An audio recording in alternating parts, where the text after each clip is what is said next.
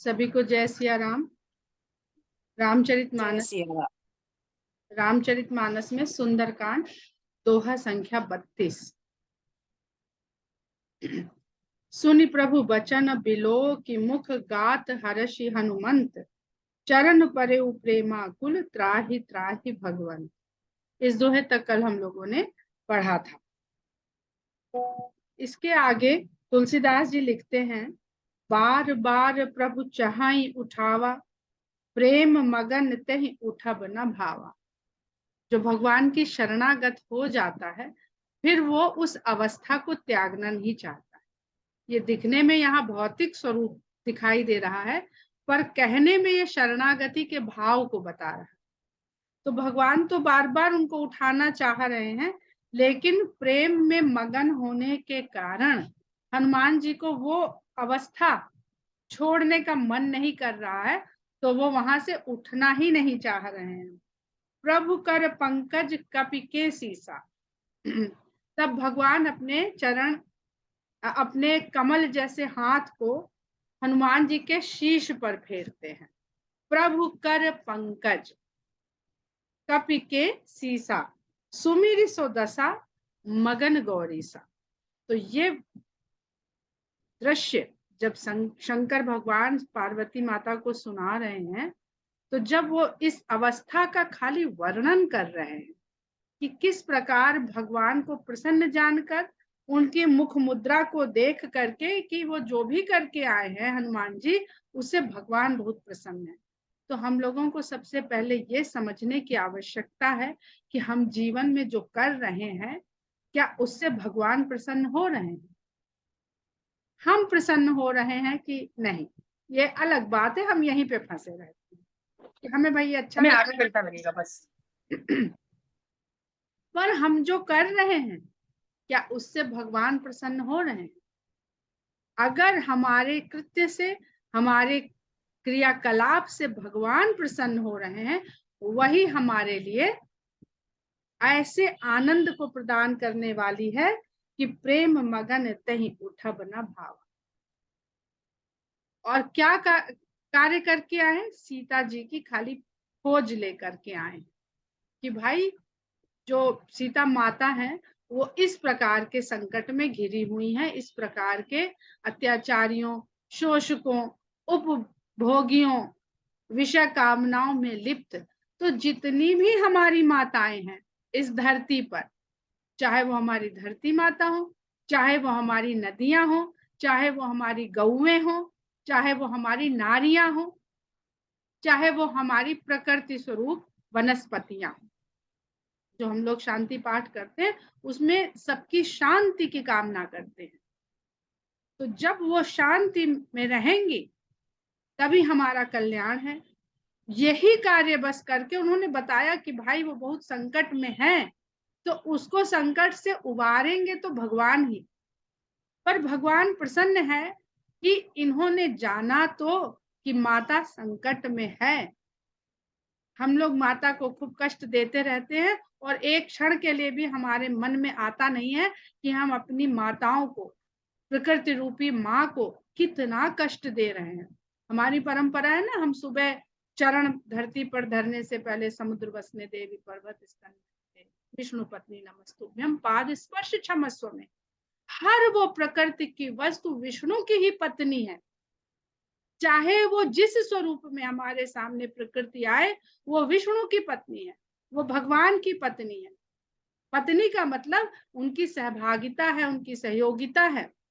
वो हम और माता का उपभोग नहीं किया जाता है। माता के स्तनपान करना, उसमें कहीं काम वासना नहीं होती है। तो इस भाव को समझने की आवश्यकता है कि क्या हमको रामचरितमानस क्या संदेश देती है, क्या शिक्षा देती है। तो इस खाली बात को जब शंकर भगवान वर्णन कर रहे हैं, जैसे हम लोग कह रहे थे ना कि बस मन करता है कि ऐसे ही पाठ होता रहे, हम सुनते रहें। तो शंकर भगवान की जो दशा है, उतनी देर के लिए हम लोग उस दशा को प्राप्त कर जाते हैं, सिर्फ उस प्रसंग को कहने, पढ़ने, सुनने से।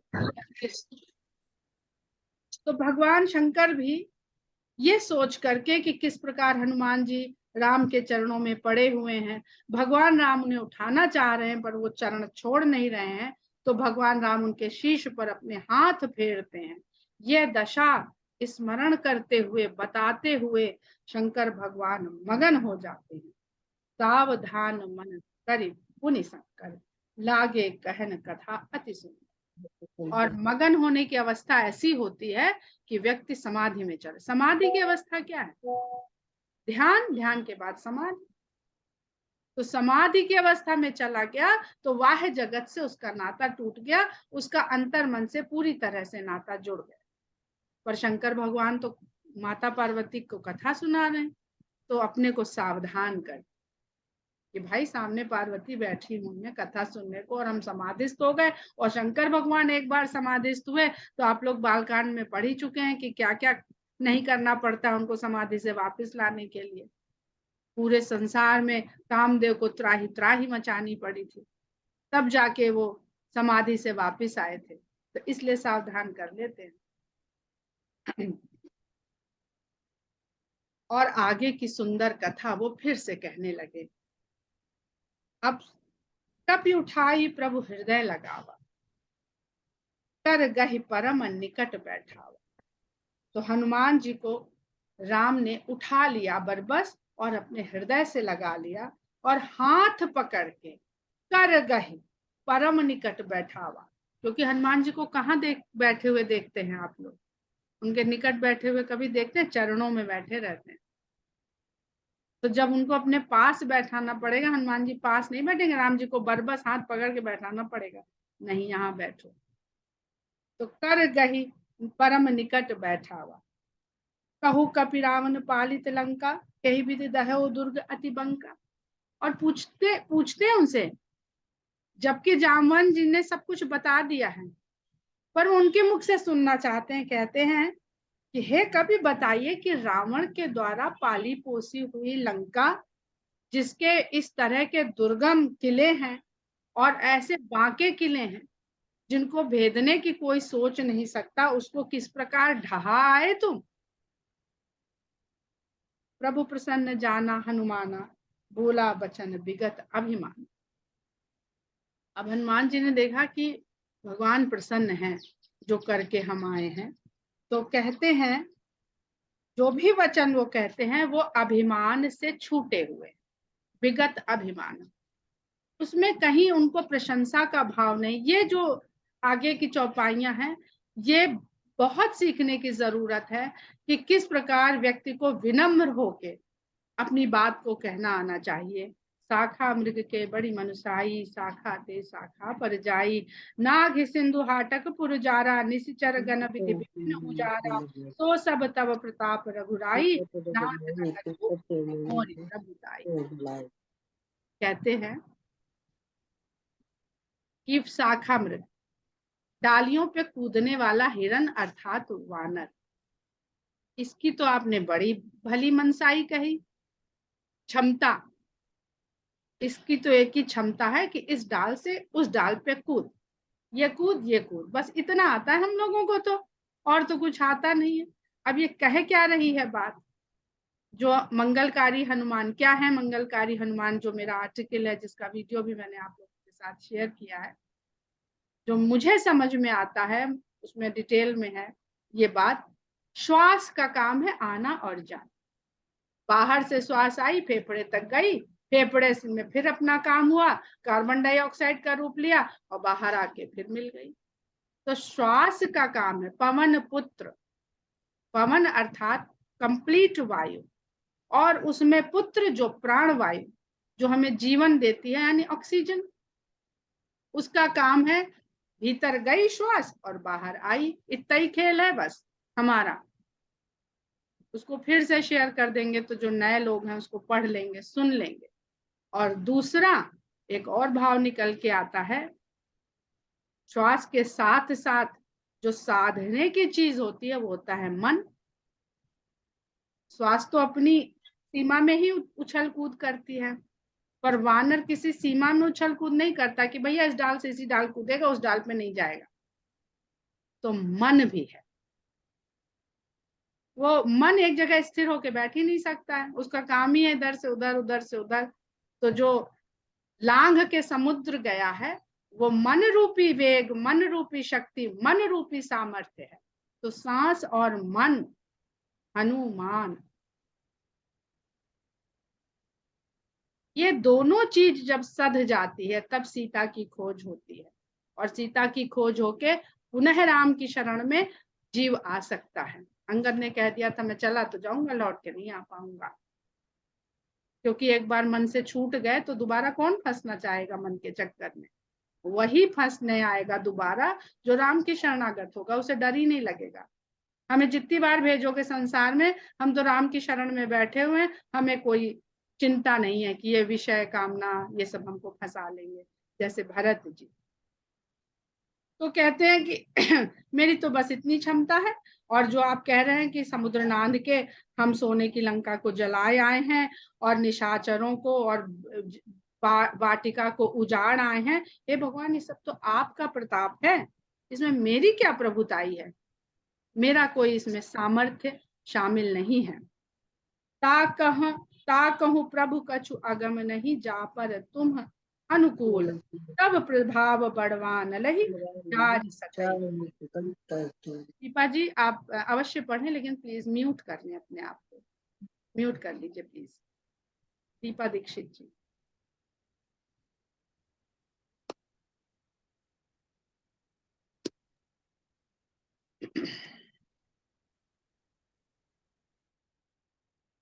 तो हनुमान जी कह रहे हैं कि हे प्रभु, उसके लिए ना कुछ अगम्य है जिसे वो प्राप्त नहीं कर सकता, जिसके आप अनुकूल हो जाएं, क्योंकि आपके प्रभाव के कारण ही बड़वा नल ही जारी सकई खल तूल, रुई का ढेर भी बड़वा नल को जला सकता है। रुई जो जलने में क्षण नहीं लगता है, और बड़वा नल जो होती है अगर एक बार लग गई तो कैसे बुझेगी पता नहीं चलता है। तो मैं तो रुई के समान भी मेरी सामर्थ्य नहीं है इस संसार में। जो मनुष्य आ गया उसकी सामर्थ्य इतनी है कि विषय कामनाओं ने घेरा और वो चुक गया, खत्म, सारा ज्ञान लोप हो गया। लेकिन अगर आप अनुकूल हैं, आपका आपके शरणागत है और आपका ये हाथ उसके शीश पर है, तो उसके लिए कुछ भी अगम्य नहीं है इस संसार में। नाथ भगति अति सुखदायनी, देहु कृपा करी अनुपायनी। अब वो मांग लिया जो सीता जी पहले ही से वहां से दे चुकी हैं कि यहाँ भी तो दस्तखत ऊपर करवा लो। माता जी ने तो कह दिया कि तुम पर सदा उनका छो बना रहे, और बहुत अच्छा भी लगा उन्हें। तो ऐसा ना हो कि माता ने तो कहा यहाँ इनके काउंटर साइन ना हो अंत में और ये एप्लीकेबल ना हो सीता माता का ऑर्डर। प्रकृति के बाद ब्रह्म की सहमति बहुत आवश्यक है। प्रकृति माध्यम है ब्रह्म से जुड़ने का, प्रकृति माध्यम है ब्रह्म को से मिलने का, जुड़ने का, उसके शरणागत होने का। तुलसीदास जी ने कहीं ब्रह्म से जुड़ने का तो सामर्थ्य ही नहीं पाते, इसलिए वो ब्रह्म की शरणागति भाव को ही हमेशा दिखाते हैं। तुलसीदास जी की भक्ति शरणागति भाव की। तो सीता माता माध्यम है, राम को जानने खोज करने गए थे सीता की, पाई राम की भक्ति सीता से भी, और यहाँ आके मांग भी रहे हैं। तो क्या मांग रहे हैं कि हे नाथ, आपकी भक्ति बहुत सुख देने वाली है, तो अपनी अविरल भक्ति मुझे प्रदान कर दीजिए। सुनि प्रभु परम सरल कपिबानी, एवं मस्तु तब कहेउ भवानी। भगवान ने जब हनुमान जी की इतनी सरल बात सुनी तो उन्होंने तुरंत एवं मस्तु कह दिया। उमा राम सुभाव जही जाना, ताही भजन तजी भाव न आना। शंकर भगवान कह रहे हैं हे उमा, जो व्यक्ति राम के इस स्वभाव को जान जाता है, सब हनुमान जी ने बता दिए एक एक करके बातें, तो वो उसको फिर राम के भजन के अलावा कोई दूसरा भाव नहीं चाहिए होता है। ताहि भजन तजी भावना आना, आना माने अन्य, कोई अन्य भाव उसके नहीं आता है। फिर यह संवाद जासु उर आवा, रघुपति चरण भगति सोई पावा। क्यों है सुंदर कांड, सुंदर कांड, यह संवाद जिसके हृदय में भी आ जाए खाली, तो उसको रघुपति के चरणों की भक्ति मिल ही जाती है। तो इतने आसान तरीके क्यों सुंदरकांड पढ़ा जाता है, इसलिए नहीं पढ़ा जाता है कि जी हमारे जो प्लॉट खरीदा है उस पे मकान बन जाए, हमारा लड़का जो तैयारी कर रहा है उसका एमबीबीएस में एडमिशन हो जाए, या एमबीबीएस में हो गया है तो अब एमडी मिल जाए बाहर अमेरिका में। इसके लिए नहीं होता है। सुंदरकांड होता है, यह संवाद जासु उरावा रघुपति चरण भगति सोई पावा। सुनि प्रभु वचन कहाई कपि वृंदा, जय जय जय कृपाल सुखंदा। भगवान के इस प्रकार की जब बातें सुनी तो वानरों के समूह जो है भगवान राम की कृपा की, सुख को देने वाले राम की जय जयकार करने लगे। तब रघुपति कपिपति ही बुलावा, कहा चलें करहु बनावा। तब राम ने वानर राज सुग्रीव को बुलाया और कहा कि अब चलने का इंतजाम किया जाए। अब विलंब के ही कारण कीजिए, तुरंत कपिन कहूं आयस दीजिए। अब भला किस कारण से विलंब किया जाए और वानरों को आज्ञा दीजिए। राम हमेशा मर्यादा का पालन करते हैं। वो सुग्रीव को बुलाते हैं क्योंकि वानरों के राजा सुग्रीव, तो उनको आदेश सुग्रीव ही दे सकते हैं, राम नहीं दे सकते हैं। कौतुक देख सुमन बहु बरसी, नभते भवन चले सुरहर्ष। ये भगवान की लीला देख करके कि सब कुछ जानने वाले, सब कुछ समझने वाले किस प्रकार छोटे छोटे जीवों को क्रेडिट देना चाहते हैं इस संसार में, यह लीला देख करके देवता लोग पुष्पों की वर्षा करते हैं और नभ से अपने अपने लोक को हर्षित होकर के चले जाते हैं, क्योंकि उनको तो शुरू से दुख दुखी लगी हुई है। जब से उनके राज्याभिषेक की बात सुनी थी कि युवराज पद दिया जाएगा, तब से दुख दुखी लगी। ऐसे ही मानव मन होता है, एक काम ठीक हो जाए तो अगले के लिए दुख दुखी होने लगती है। फिर जैसे अच्छा संतोष पड़ जाता, हाँ लगता है सब ठीक हो गया, अपना निश्चिंत होके बैठ जाते हैं। कपिपति बेगी बुलाए, आए जुथप जूत, नाना बरन बल बानर भालू। तो सुग्रीव ने शीघ्र ही वानरों को बुलवाया, तो झुंड के झुंड, समूह के समूह वानर वहां इकट्ठे हो गए, जो हर स्पीशीज के वानर थे वहां। नाना वर्ण अतुल बल, हर वर्ण के वानर जिनके पास अतुलित बल है, वो वानर और भालू समूह के समूह वहां पर इकट्ठे हो गए। प्रभुपद पंकज नावहि सीसा, गरजहि भालू महाबल कीसा। देखी राम सकल कपि सेना, चितई कृपा करि राजीव। वो आते हैं, भगवान के चरण कमलों में शीश नवाते हैं और फिर वीरता सूचक शब्द के साथ भारी गर्जना करते हैं और अपने अपने महाबल का प्रदर्शन करते हैं, भालू और वानर। राम इस वानर सेना को देखते हैं, देखी राम सकल कपि सेना, वानरों की संपूर्ण सेना को राम देखते हैं। चितई कृपा करि राजीव नैना, और कमल जैसे नैनों वाले भगवान कृपा दृष्टि से उनको देखते हैं, इस वानर सेना को। देखिए बहुत सुंदर प्रसंग इसको पढ़ते समय याद आता है। त्रेता और द्वापर युग में राम अकेले हैं, वानरों की सेना इकट्ठी कर सबके मन को अपने साथ जोड़ लिया। असंख्य असंख्य मन है इस संसार में, हर व्यक्ति के पास जाने कितने मन है, कहिए एक समय में कहां से कहां घुमा लाए। सबके मन को अपने साथ जोड़ दिया और ऐसा सामर्थ्यवान बना दिया कि वो रावण की लंका पे चढ़ाई भी कराएंगे और जीत के लौट भी आएंगे। और द्वापर में कृष्ण पूरी सेना के संग है, अक्षौहिणी सेना है उनके पास, और वो कौरव ले लेते हैं उनकी सेना को, अपनी सेना वो सेना बना रहे हैं, अकेले हैं एकदम। ये त्रेता और द्वापर के अध्यात्म को समझने का इतना सुंदर प्रसंग है। जैसे जैसे युग आगे बढ़े वैसे वैसे व्यक्ति जो है भौतिक चीजों की तरफ ही भागने लगा, उसको उसमें ही शक्ति नजर आने लगी। भगवान वानर सेना के साथ भी सामर्थ्यवान है और अपनी अक्षौहिणी सेना के बिना भी सामर्थ्यवान है, वो धनुष बाण उठा के भी सामर्थ्यवान है, और वो शस्त्र अस्त्र न उठाने का संकल्प लेकर भी सामर्थ्यवान है। विजय वही होती है जहां वो राम रूप में साथ हैं या वो कृष्ण रूप के साथ हैं, सेना का कोई महत्व नहीं। सेना साथ है कि नहीं है इसका कोई महत्व नहीं है। तो देखी राम सकल कपि सेना, चितई कृपा कर राजीव नैना। राम कृपा बल पाई कपिंदा, भय पच्छजुत मनहु गिरिंदा। राम की कृपा का बल पा करके वानर ऐसे दिखाई पड़ रहे हैं मानो बड़े बड़े पर्वतों में पंख लग रहे हैं, क्योंकि वानर स्थिर होके बैठ सकता ही नहीं है। वो उछल कूद जरूर जरूर मचाएगा। अब जो उछल कूद है वो और बलशाली हो गई राम की कृपा के कारण। हर श्री राम तब कीन पयाना, सगुन भय सुंदर सुबनाना। इस प्रकार हर्ष के साथ सेना को देखते हुए राम ने प्रस्थान किया, और राम के प्रस्थान करते ही नाना प्रकार के शुभ शकुन होने लगे। इसमें मुझे दो बात समझ में आती है, आगे की चौपाई पढ़ते हैं फिर बताते हैं। जासु सकल मंगल में कीति, तासु पयान सकुन यह नीति।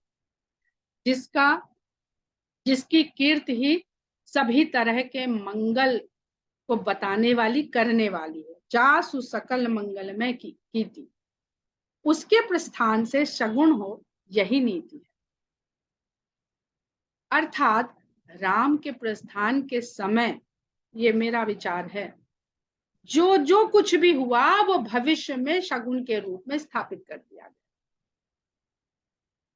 आम आदमी के साथ कुछ भी होता है वो स्थापित थोड़ी होता है, उसके साथ भी रोज कोई ना कोई घटना होती है। पर जब किसी महान व्यक्तित्व वाला, जो विशेष व्यक्तित्व रखता है, उसके साथ कुछ हो जाए, उनके वो जब निकले थे तो फलाने छीके थे तो ऐसा हो गया, तो वो सब उसको अपना लेते हैं। या बिल्ली रास्ता काट गई थी तो फलाने राजा हार गए, तो वो सब जगह स्थापित हो जाता।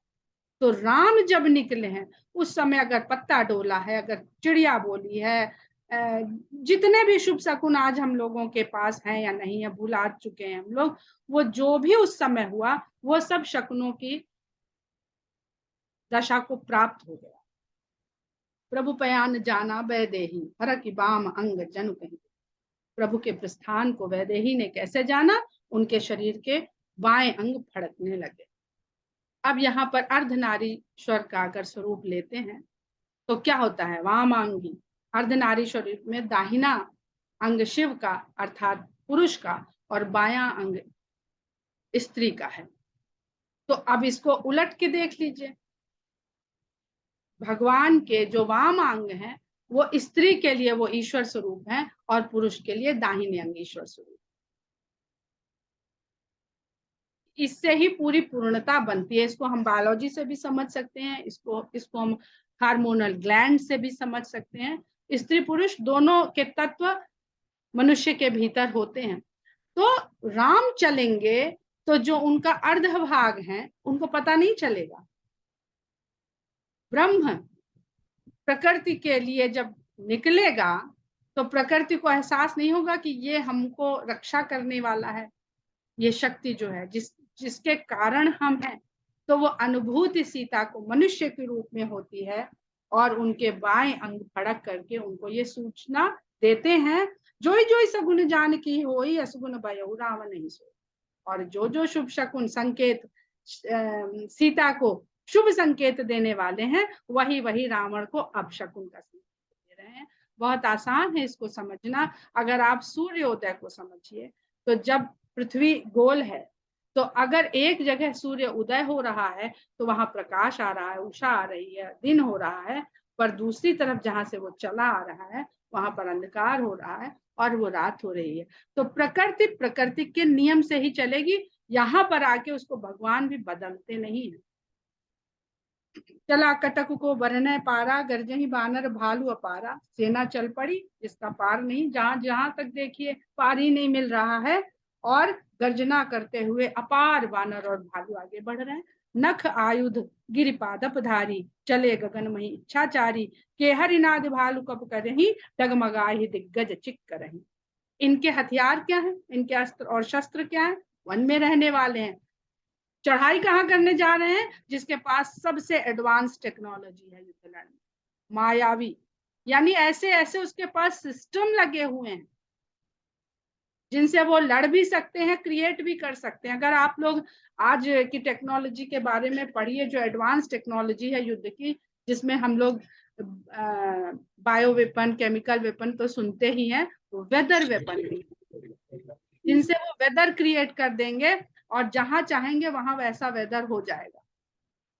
तो ये जो मायावी है, ये टेक्नोलॉजी का एक शब्द है जो उस काल में माया या मायावी की तरह से उसको इस्तेमाल किया जाता था, जो उसको विनाश के लिए, अपने विस्तार के लिए यूज करते थे वो मायावी कहलाते थे, और जो कल्याण के लिए यूज करते थे वो ऋषि मुनि साधु कहलाते। तो उनके हथियार है, नाखून है, पत्थर वत्थर उठा लेते हैं, पहाड़ उठा लेते हैं, बड़े बड़े पेड़ उखाड़ लेते हैं, यही उनके अस्त्र शस्त्र हैं। और ऐसे ऐसे शस्त्रों से सजे हुए वानर ऐसे चले जा रहे हैं मानो गगन में कोई इच्छाचारी जीव जा रहा है। और केहरनाद भालू कप कर रही जो भालू हैं वो सिंह के समान गर्जना कर रहे हैं, उनकी गर्जना से सभी दिशाओं के दिग्गज चिंघाड़ने लगे हैं। हाथी जिसको कहते हैं, ये हमेशा हम कहते हैं कि ऐसा लगता है, मुझे ज्यादा समझ में नहीं आता है, कि जो मैग्नेटिक फील्ड होता है पृथ्वी का, जो उसको संतुलन में रखता है पूरे सोलर हमारा जो होता है अपनी कक्षा में, ये किसी इस तरह के मैग्नेटिक फोर्स की बात होती है जो उसको अपनी कक्षा में बनाए रखते हैं। तो वो इतना उसमें जब कलरव हो रहा है, इतना नाद हो रहा है, इतनी चिंगाड़ हो रही है कि वो भी संभाल लेते हैं धरती को। चिक्कर दिग्गज डोल मही गिर लोल सागर खर भरे मन हरक सब गंधर्व सुर मुनि नाग किन्नर दुख टरे कट कट ही मरकट विकट भट बहु कोटि कोटि न धावहि जय राम प्रबल प्रताप कौशल नाथ। तो इस प्रकार चिंगाड़ रहे हैं, ऐसा लगता है कि धरती ही डोलने लगी है और समुद्रों में खलबली मच गई है। जब पुल के ऊपर चलती है सेना की टुकड़ी तो अपनी पदचाप को बदल देती है। जब एक टुकड़ी के चलने से एक पुल की एनर्जी डिस्टर्ब हो सकती है और उस पुल के टूटने का खतरा हो जाता है, तो राम की वानर सेना जब चली होगी तो क्यों नहीं पूरी धरती में ऐसा कंपन हुआ होगा। फिजिक्स के सिद्धांत से ये हमको समझ में आता है। वो फ्रिक्वेंसी हमारे बस के बाहर है, इसलिए हमको नहीं समझ में। तो कुछ बातों को बिना समझे आगे बढ़ जाना ही ज्यादा हितकर हो। जरूरी नहीं है हम मनुष्य अपनी सीमित बुद्धि के द्वारा रामचरितमानस में बताए हुए हर प्रसंग को समझ सके। और देवताओं, गंधर्वों, मुनियों, नाग, किन्नर, इन सब के मन में हर्ष भर गया है कि अब हमारे दुख टलने वाले हैं। कटकट ही मरकट विकट भट, वानरों की जो भयंकर विकट सेना है वो किटकिटाती हुई क्रोध में भर चुकी है। जब भाषण होता है ना आक्रमण करने के लिए, तो जो नेता होता है वो ऐसे भाषण देता है कि पूरी सेना में जोश भर जाए। ओम नमो शांति करके युद्ध के लिए नहीं चला जाता है। वीरता सूचक भाषण दिए जाते हैं, वीरता भरी जाती है सबके भीतर। और बहुकोटि कोटिन धावहि करोड़ों के करोड़ों दौड़ते हुए वानर चल रहे हैं, धीरे धीरे नहीं चल रहे हैं। जय और चलते हुए राम के कौशल नाथ, राम के प्रबल प्रताप के गुण को गाते हुए चल रहे हैं। राजा की तरह राम जा रहे हैं। राम ने कौशल्या माता से कहा था कि पिता ने मुझे वन का राज दिया है, तो वो वन के राज की व्यवस्था को दुरुस्त करने के लिए आए हैं, इसलिए वो राजा ही हैं। वनवासी के वेश में इसलिए हैं कि जैसे प्रजा रहती हो राजा को वैसे ही रहना चाहिए। राजा सोने के सिंहासन पे पहन के बैठे, ये राजा का शिष्टाचार नहीं है, नीति नहीं है। और जब राम वलकल में रह रहे हैं तो भरत भी वलकल में रह रहे हैं कि जैसे हमारी प्रजा रहती है वैसे राम रहेंगे, और जैसे राम रहेंगे वैसे भरत रहेंगे। तो भोग की तो किसी के अंदर इच्छा ही नहीं है त्रेता युग में।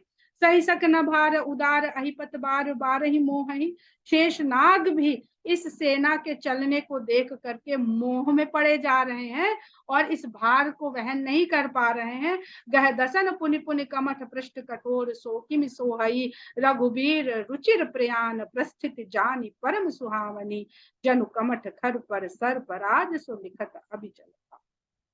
और दांतों से कच्छप अवतार जो भगवान का रूप है, सारे अवतार देखिए, जो संपूर्ण शक्ति होती है वो सदा एक साथ होती है, सदा संपूर्णता के साथ होती है। ऐसा नहीं होता है कि वो राम बन के यहाँ आ गए तो वो विष्णु होके वहां नहीं है, या वो कच्छप होके वहां नहीं है, वो मत्स्य होके वहां नहीं है। इसी को हम पूर्ण ब्रह्म की जो वो होती है ना स्तुति, पूर्ण वाली जो ब्रह्म की स्तुति है वो यही बताती है। वो यहाँ होके वहां नहीं होगा, मनुष्य नहीं है वो, भौतिक वस्तु नहीं है वो, इसीलिए उसको सर्वव्यापी कहा जाता है। वो जब जहाँ है वो हर रूप में है। 10 अवतार मान लीजिए 10 अवतार में है, 24 अवतार मान लीजिए 24 अवतार में है। कुछ ना मानिए तो कुछ नहीं होके भी वो सब जगह व्याप्त है। जैसे आकाश दिखता सब जगह पर होता कहीं नहीं है। हम जितनी ऊपर जाते हैं कभी तो आकाश में पहुंचते नहीं है कि अब हम जी आकाश में आ गए, हम यहाँ चले दिल्ली चले, भाई हम दिल्ली की सीमा में आ गए, हम दिल्ली में हैं इस समय। हम अमेरिका गए, हम सिंगापुर गए, हम सिंगापुर में हैं। पर आकाश में हम कब होते, क्योंकि हम ऑलरेडी आकाश में हैं। हमारी पृथ्वी आकाश में ही तो स्थित है। तो इसी को कहते हैं कि भीतर बाहर अंदर भीतर सब जगह जब वही है, इसीलिए वो समझ में नहीं आता, इसीलिए वो नहीं दिखाई देता। तो वो उस कठोर पीठ को अपने दांतों से शेषनाग जी पकड़ लेते हैं कि धरती डोल ना जाए। और राम के इस सुंदर प्रस्थान की सुंदर स्थिति जो बहुत सुहावनी है, उसको ऐसा लग रहा है कि जो कच्छप राज हैं उनकी पीठ पर सर्पराज शेषनाग जी अपने अपने दांतों की कलम से इस ऐसे पवित्र और सदा बने रहने वाले यश की गाथा को लिख रहे हैं। बहुत मुश्किल ये छंद है, बहुत मुश्किल छंद है। मुझे भी समझने में इसको बहुत मेहनत करनी पड़ती है, कभी भी पूरी तरह से नहीं समझ में आता। ऐ विधि जाई कृपा निधि उतरे सागर तीर, जहां तहां लागे खान फल भालू बिपुल कपि।